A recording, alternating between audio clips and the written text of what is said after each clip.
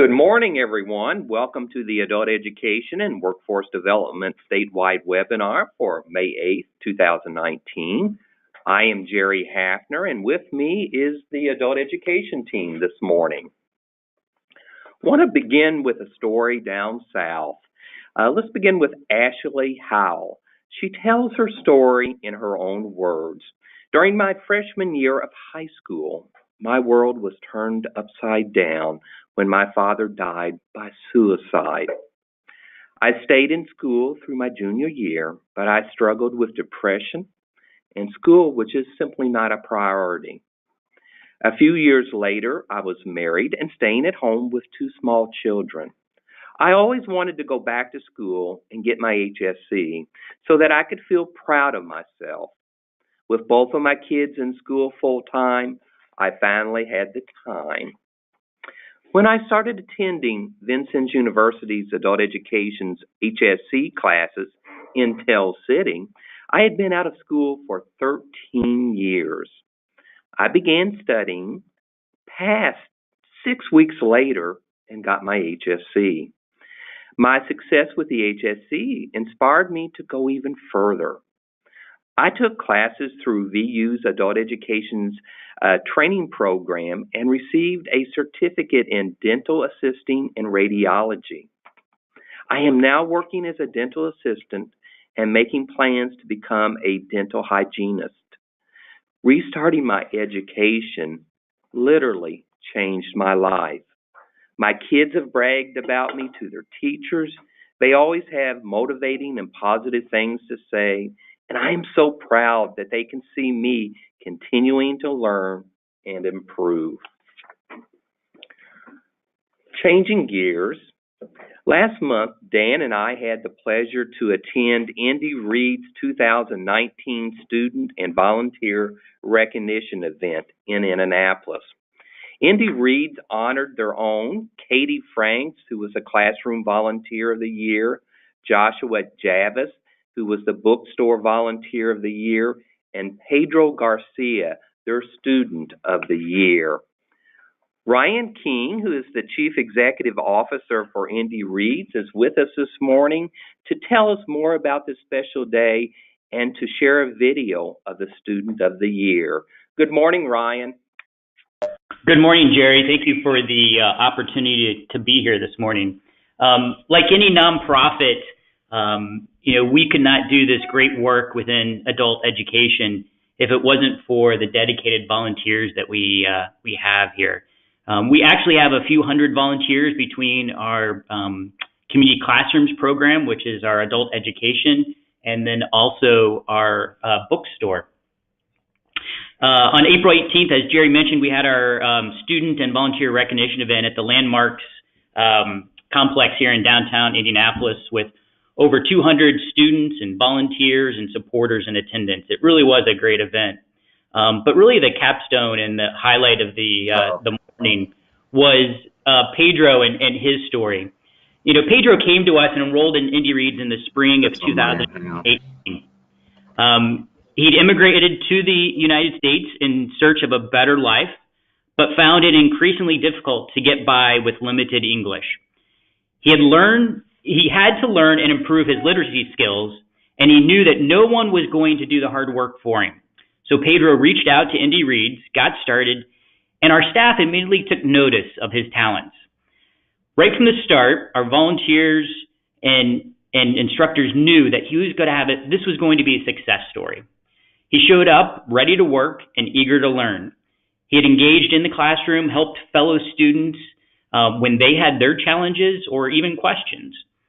When we opened a new classroom, Pedro stepped up to volunteer to help out with orientations. He offered to be a translator and an ambassador without any hesitation whatsoever.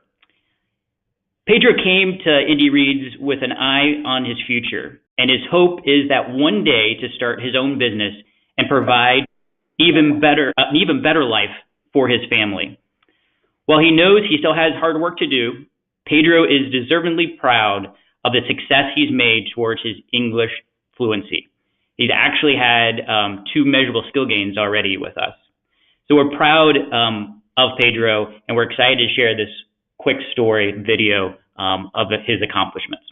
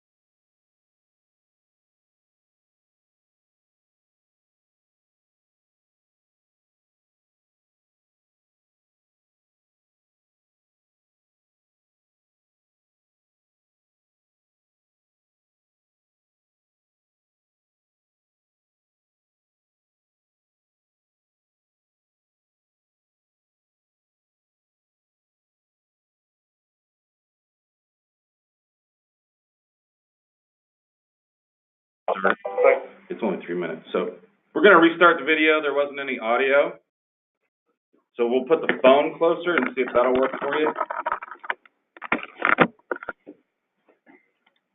I need to approve my English, and if I not push myself, nobody's gonna do it for me.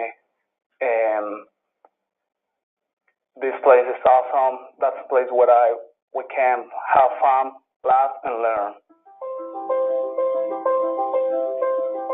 My name is Pedro Tello Garcia. Hobby. There's a lot of things that I like to do when I'm not working or when I'm taking a class. I love to be outside with the nature. I love to ride bike. I'm bad playing golf, but I've been trying and I've been enjoying every single time. I always like to do some kind of sport, even if I have ever do it before. I like to try and try to do my best, even if the people that I play with laugh about me. I don't care. I always enjoy my time with them. Oh, I have a student named Pedro who is at one of our ELL or ESL sites. He's a great student. He came to us with the mindset that he was stuck in his employment situation and wanted to better himself. And he could speak English, could read English, but as far as using it to the best of his knowledge to improve his life, he was stuck. One of the struggles that I had with my English, obviously Anna from United States, I came out of the country. I'm from Mexico, so for me to learn English, it's been a hard time for me to learn. I don't know why there's so many people that I know that speak English very well, and that's from them when I start coming to taking some classes, because that's really important for me trying to survive in this world. And I mean, just not get a stop and keep doing better. It makes you so easier have a natural, regular life in this country. When it comes to Indy students, they are wanting to improve their either employability or their life skills in general. they are utilizing their lack of skills to encourage or to promote the change which their children are going to have. I would like to start my GED and, in the future, with better English, start my own business.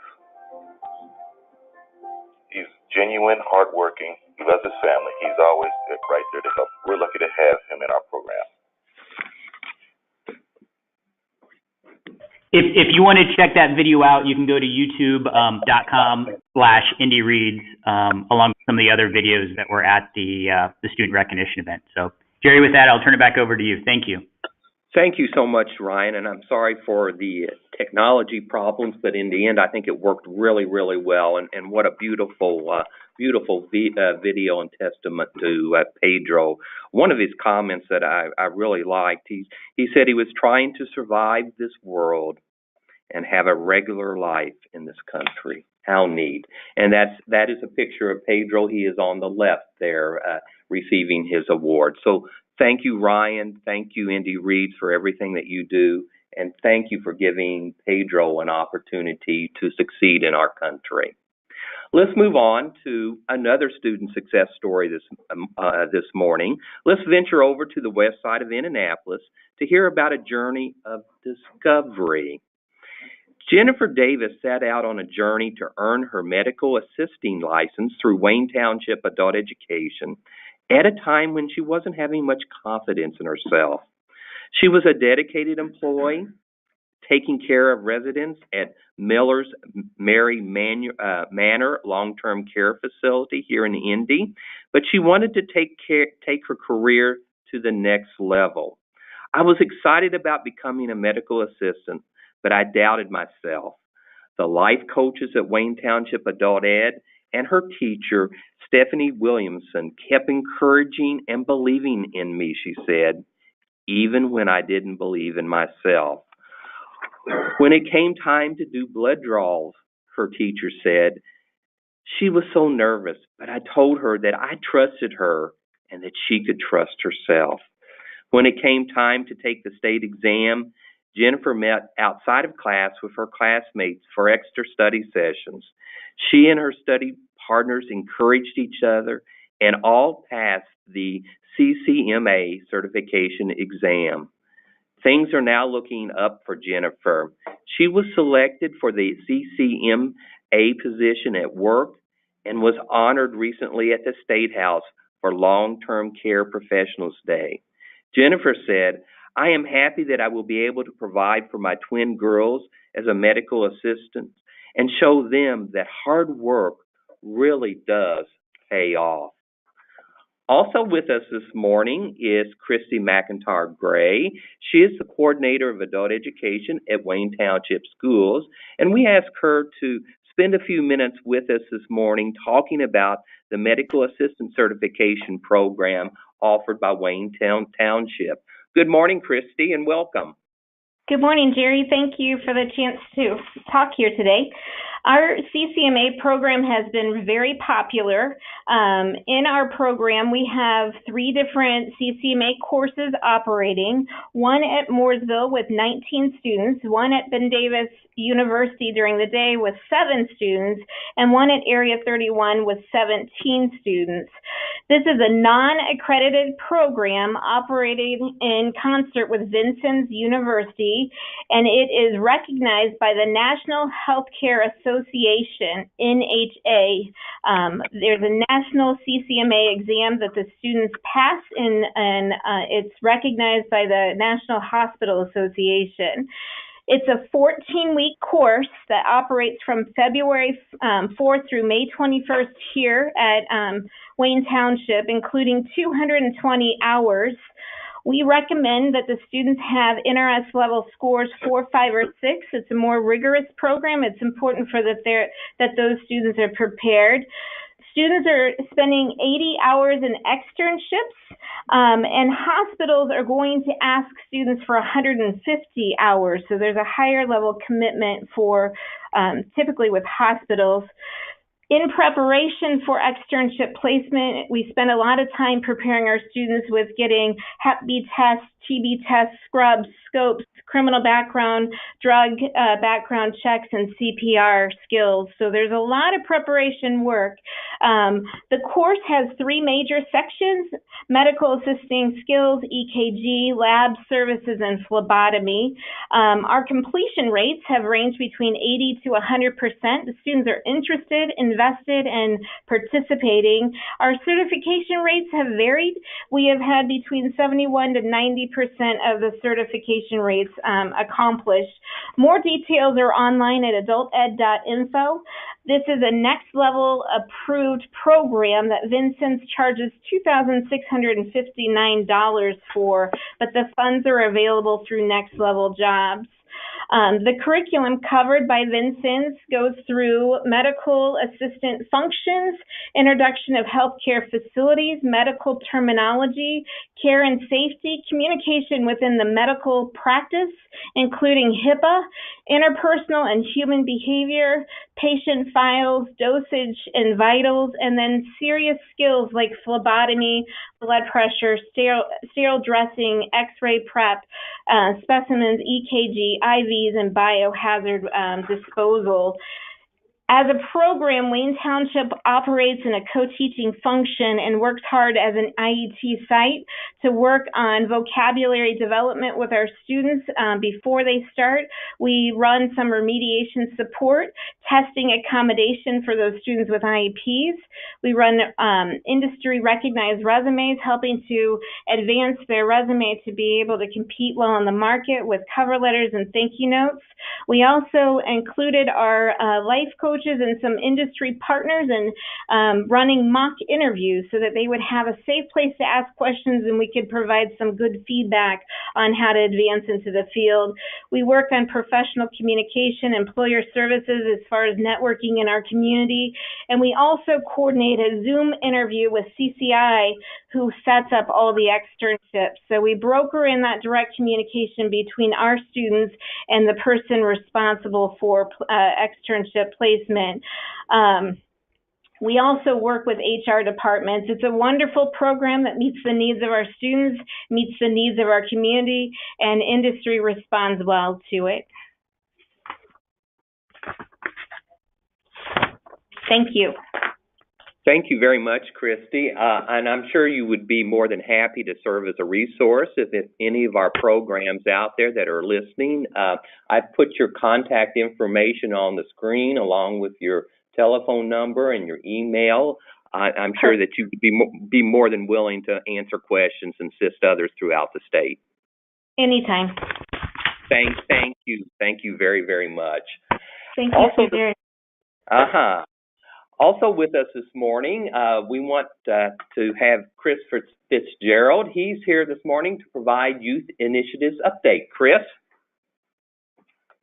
Thank you, Jerry. Good morning, Adult Ed Land. I got to tell you, as I look out the window here, it is a beautiful day, so hats off to our diligent Adult Ed staff for choosing to spend their time not outside where it's gorgeous, but inside here in the posh, luxurious confines of the Government South Building. While I'm thanking people, I'd also like to thank everyone at the IAACE for putting on an excellent conference and for having us. We had a presentation on youth initiatives and what we can provide for you folks, and I'd like to thank my co-presenters, Crystal Bealey, Susan Neal, and Sandy Wayner. We promised to put on the greatest presentation ever. I think we delivered. And if you'll have us, we'll be back next year. Okay, one thing I do want to talk to you about this month is the Governor's Work Ethic Certification. You'll probably see on the screen, there's an example of it. And what this is, for those of you who don't know, is a program for students in their final year of high school to earn a certificate that shows their employability skills and demonstrates all those things that might not be easily inferred from a high school diploma. This program is in its third year, and it has grown phenomenally. The first year, we had 18 schools aboard with this program. Second year, 105 schools. And in the third year, this year, 160 schools and CTE centers. In a nutshell, what the certificate shows is that for their final year of high school, students who have earned this have demonstrated 98% attendance rates, one or less disciplinary referral, 6 hours of community service, a GPA of 2.0 or above, and have consistently demonstrated 9 different employability skills such as persistence, organization, etc. It's a difficult cert to obtain, and we want you to know this as you see any of these students come to you and that they have this. This is an important document. It is recognized by over 600 employers statewide. And finally, I've been working on this for a while. We've got an interactive map that you can go to right now and check out which schools have this and which employers as well. If we can click on employers, you'll see all those dots, employers. This map is filterable by county, DWD region, industry, incentive. If you notice, when you hover over different employers, it'll have the incentives listed, contact information, all sorts of good stuff. And this program is on the grow. So as students come to you with this, I want you to be aware of what this is and what it does. In the future, we're going to be doing all sorts of additions to this. We're going to add another layer that has post-secondary institutions that recognize this and whatever incentives that they want to provide. And in the future, we're looking towards some version of this for our adult ed folks as well. That's all I have today. Thank you, and have a great morning. Thank you very much, Chris.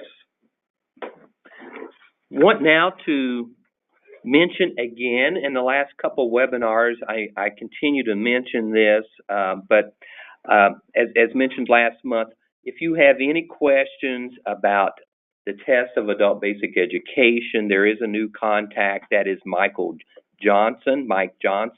He is the National Adult Education Director for TABE and DRC, but please feel free to contact him if you have any questions related to TABE and task testing. We are quickly approaching the end of this program year, so I wanted to give you some updates about where we're at and how close we are to meeting our goals. When I ran NRS Table 4 on Monday, the statewide measurable skill gain was 57.43%. I ran again the table this morning, and this morning we are at 57.86. Our state goal for the end of the program year and for the entire year is 64%, so we are well on our way to meeting that total. Some other metrics I'd like to share with you this morning. Unfortunately, enrollment is down by more than 1,600 students from this time a year ago. This is a 7% decrease from a year ago. However, ELL enrollment is only down by 64 students from a year ago. As a state, our measurable skill gains, as I mentioned, are up from a year ago. Please remember in program year 2017-2018, we only counted MSGs based on pre- and post-testing only from the focus subject area. This year, if MSG, measurable skill gains, is achieved through pre- and post-testing, it can be in any area. And as we continually remind you on our statewide webinars, you know, as well as anyone else, that TABE 11 and 12 is a far more rigorous test. And please continue to remind your teachers to target their instruction to these new standards. Turning to ELL. ELL measurable skill gains are up by more than 2 percentage points from a year ago. ABE MSGs are up slightly from a year ago. And Nancy is here this morning, and she's going to go over some of the other metrics with us. Nancy? Good morning, everyone. While ABE enrollment is down, average contact hours is 74, so no change from the previous program year. The number separated before gain is actually down by more than 3 percentage points from a year ago, which is good news. Last year, more than 5,300 students had separated. This year, we're at 4,246 students. This slide breaks down the number separated before gain by program. ELL is at 23% right now. There were more than 3,600 HSEs by this time last year. Inter shows 3,104 HSEs as of Monday.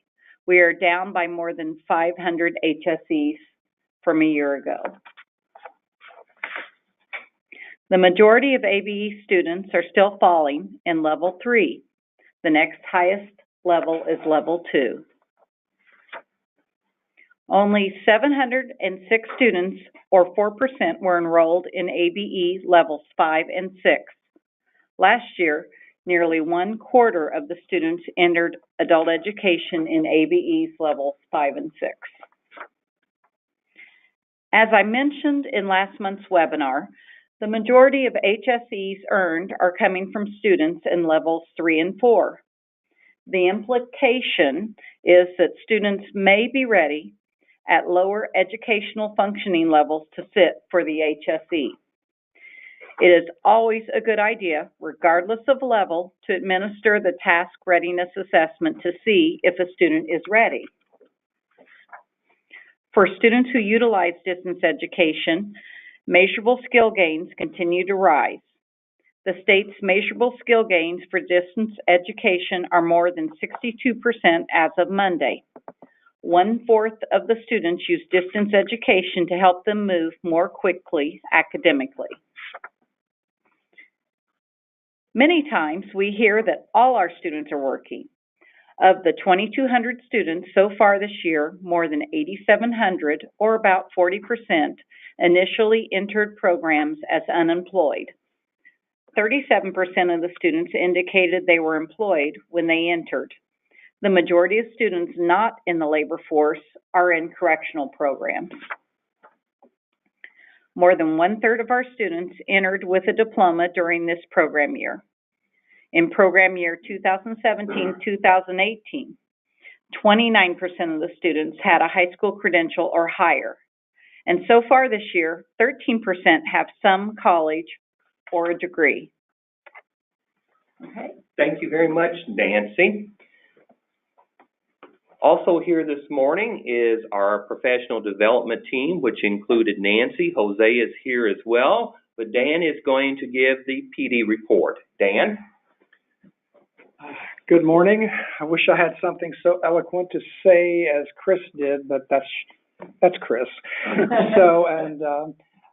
This is, as you see on the slide, we are having the new teacher training is happening this Friday at Wayne Township. Some additional information was sent out this morning for some worksheets and so forth that the PDFs can utilize.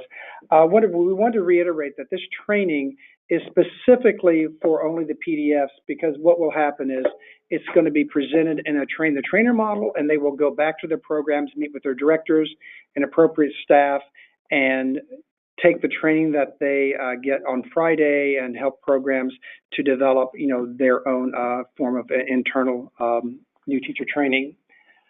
Next. This training is going to be facilitated by Denise Cox and Linda Warner. Oh, actually, I'm sorry. They're doing both. This next slide here is this is the makeup session for the WEI-IET that we missed due to snow earlier this year. The session is going to be on May 14th. It will be located at the Kokomo in Ivy Tech. The address up there is 1815 East Morgan Street. Information was sent out in maps to all those who have signed up for this training on the 14th. And that's it. Thanks. Thank you very much, Dan. Next with us this morning is Shruti, and she's going to tell you about a special webinar coming up. Shruti? Good morning, everyone. There will be a webinar on how to become a Workforce Ready Grant non-credit bearing training provider, which will be presented on June 20th, beginning at 10:30 a.m. This webinar will go over the program requirements, student eligibility, and steps required to become an eligible training provider for Indiana's Workforce Ready Grant non-credit bearing program. Becoming an eligible training provider for this program allows a training institution to train in high demand, high priority job sectors and receive student tuition payment directly from the state for eligible students. Thank you very much, Rudy. Let's turn gears and talk a little bit about grants. And here this morning is Donna Lovelady, and Scott is here as well. Donna? Good morning, everyone. Good morning, Scott. Good morning, Donna. All right, grants. That may be something that's on your mind. Well, the grant applications have all been reviewed and scored. And I will say that now is a good time to remind you that next year is expected to be a competition grant. So start reviewing that RFA and think about how to best represent your program next year. However, this was a continuation year, so all current adult education and IELCE grantees will receive a preliminary award letter this month. When you receive the preliminary award letter, you may be asked to revise the itemized budget that you submitted with your grant application. This will depend on your actual allocation. Remember, when we issued the RFA at the beginning of the year, the allocation was an estimate. At that time, we had not received confirmation from the US DOE and the state legislature on our final budget. Now that the budget is locked in, we will give you the actual allocation amount for PY19. While you are revising your budget, our team will be working with the DWD Finance Office to prepare your contracts. Hopefully, you will receive the contracts for your signature sometime in June. The contracts will be sent to the person listed as the grant contact on your application. If that contact or contact information has changed since you submitted the application, email Donna Lovelady immediately. All requests for budget modifications must be into our office by June 3rd. If you have any outstanding reimbursements that seem to be late, contact Cheryl Jones so she can follow up as soon as possible. If you are listed as the grant contact, the DWD Finance Office will send the closeout packet to you. Please follow their instructions and submit it on time. And finally, be sure to mark August 30th on your calendar as the final date for reimbursements on your PY18 grant. If for any reason your final reimbursement will be later than August 30th, notify Cheryl Jones prior to that date and we will work with you. Thank you very much. Thank you very much, Donna. Want to move on to our Workforce Education Initiative, and Roy, who is our new Workforce Education Coordinator, is here to tell you about some of the exciting workforce projects occurring across the state of Indiana. Roy. Thank you, Jerry. Good morning, everyone. Please write down my email. Hang on. Uh-oh. Good. I think so. Brent, go ahead and share your screen again. Sorry. I had it done. Sorry. All right. Okay. Write down my email now.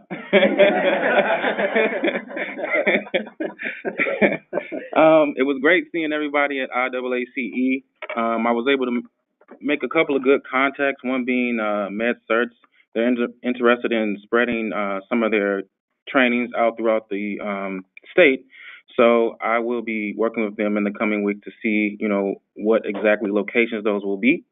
Also, if you weren't able to come to IAACE, please email me so I can send you the presentation that myself and Shruti did. We packed a lot of information into the slides. We incorporated a lot of practical information that you can use that will help you get your WEIs off the ground, stuff that you can start doing right now so that when the new fiscal year starts, you can hit the ground running. And I think that's all. Thank you. Okay, thank you, Roy. Let's bring back Shruti. She has some reminders about Working Indiana, as well as she's going to talk about integrated education and training. Shruti? Thank you, Jerry. Again, as Marilyn mentioned in last month's webinar, responsibility for Work Indiana through the end of the program year will be a team effort. I will take over the majority of day-to-day tasks. Marilyn will handle fiscal and contract management. This is our monthly IET data. We have 11 IELCE certifications and 214 IET certifications, and there are 4 pending applications. IET enrollment number is 2505, that is 53% of our goal. IELCE enrollment is 93. Still enrolled students are 1100. Dropped students 236. Completions 1169. Certifications 907. This is our monthly WEI data. We have 81 WEI certifications and 2 pending applications. WEI enrollment number is 832, that is 19% of our goal. Still enrolled students are 697, dropped students 37, completed 98, and certification 84. This is our Work Indiana monthly report, which was pulled on 2nd May. Listed on the slide is a snapshot of the data. Enrollments are above our current to date goal, and completion and certification rates are looking great. As always, please reach out with any questions you may have to the email listed. Thank you. Thank you very much, Rudy. Let's move to enters, and we have Matt and Bryn here this morning, and I believe Bryn will do the report. Bryn? Hey, good morning, everyone. Not much to report. Currently, we are still working on getting those interest training dates out to you. We still have to get the room scheduled, and then we'll get that sent out. Hopefully, within the next month, we'll get those.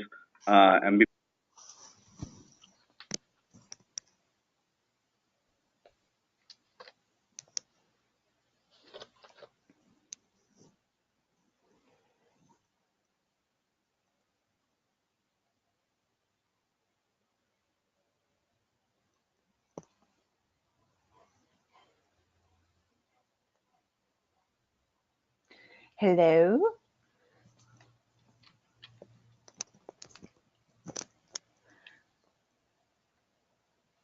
I lost the ability to hear you.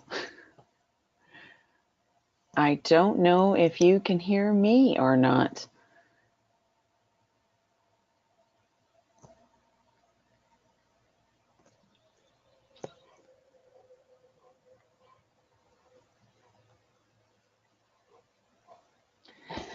I'm going to go with that you can hear me. Hello, everyone. This is Jen, and thank you to everyone who attended the conference. We had 387 attendees, over 28 vendors, over 68 sessions, and 2 keynotes. Everyone that attended, we had some great responses, but we are still looking for more evaluation. So if you check your email that was sent out last week and fill out that evaluation form. And then it is also available in the app. And then congratulations to everyone who is attending or that received an award. John Nally, Debbie Williams, Olivia Beeman, Nicole McCorn, Cynthia Warner-Lowe, Christy Blair, Jerry Hafner, and Greg Kiesling. Congratulations. Again, if anyone would like pictures, I've been taking requests for those. They are available on Flickr as well. So if you're interested in any of those pictures, let me know. And then it is time to renew your membership. So please log in and check your membership and send in your membership fees, and then mark your calendar for 2020 conference in French Lick, April 22nd through the 24th. And last but not least, you received an email from COABE. We sent it out again. Please contact your legislators and show your support for adult education as a whole. That's it. Back to you guys. Thank you very much, Jen. And again, what a wonderful gathering last month in French Lick. And again, to everyone who participated in it and to all the organizers, great job. Well, thank you for joining us this morning. Our next statewide webinar will be June 12th, 2019 at 10 a.m. Please have a great afternoon. Thank you so much for joining us.